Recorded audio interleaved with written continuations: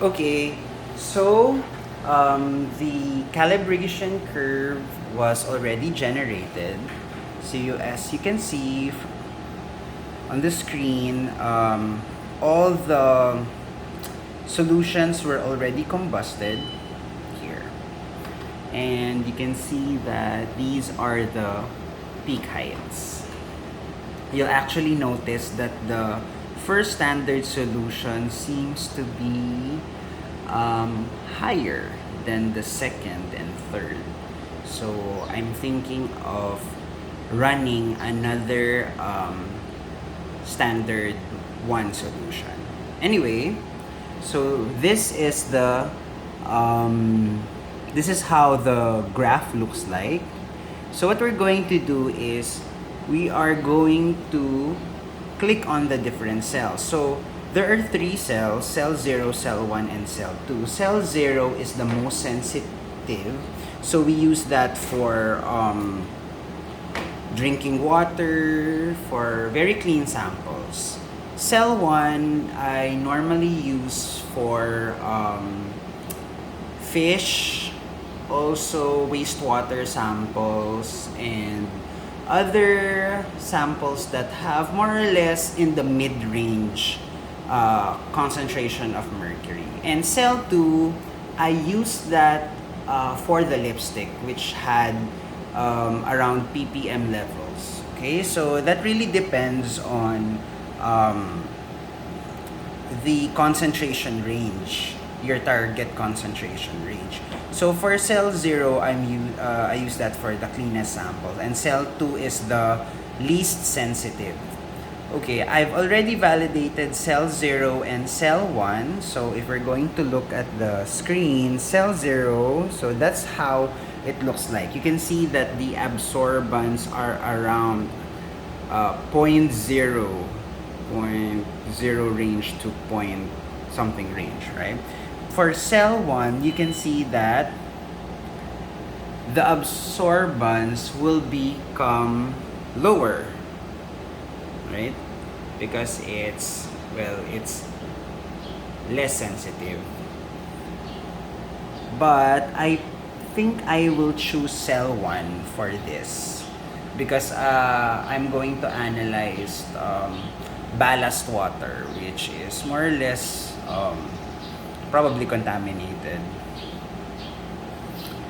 So what you're going to do is to save the file, save your curve. I'll save it first. Save. And then we go back to the calibrations folder. And then you simply choose the file name that we did. So that was, oh, I'm so sorry. 202103, yes, this one. Okay, we just save on top of it. Save. So it will say that the file already exists, so we simply overwrite. Next. So since I chose cell 1, we have this particular drop-down box here that says undefined. Now we're going to determine the transformation for this curve. So since standard 1 doesn't seem to fit this curve, we will remove the check mark. There. Wait. I think it's better if I show you first the transformation. Yes. So let's show you a linear transformation. There. So that's the linear transformation. Okay. We can also show you a square transformation. So it's... But since I validated the linear, so we're going to choose that one. And then, that's the time, let's go back to the first standard solution. So remember, it's high, it has a higher peak height than the one after it.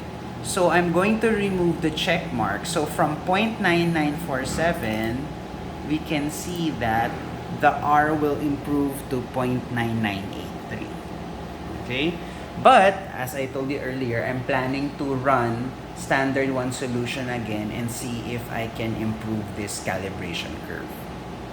So meanwhile, since I've already placed a linear transformation, normally I would save it again, but this time I will put